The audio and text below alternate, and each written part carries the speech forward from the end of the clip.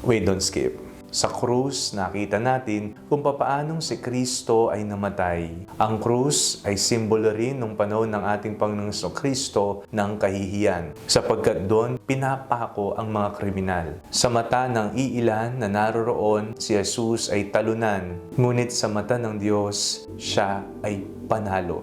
Sapagkat ang krus ay naging tanda ng kaligtasan, ng pagmamahal, ng awa ng ating Panginoon. Ngayong ating pinagdiriwang ang tagumpay ng krus, pinapaalala po sa atin na tayo hindi talunan sa buhay. May mga pagkakataon na tayo nadarapa, may mga pagkakataon na para bang ipinapako tayo sa krus. Ngunit kapag sumasapit ang mga bagay na ito, mga karanasan na ito, tumingin ka sa krus at makikita mo, kahit mahirap ang pinagdaanan ni Jesus, nagmahal siya. At dahil doon, tayo ay panalo.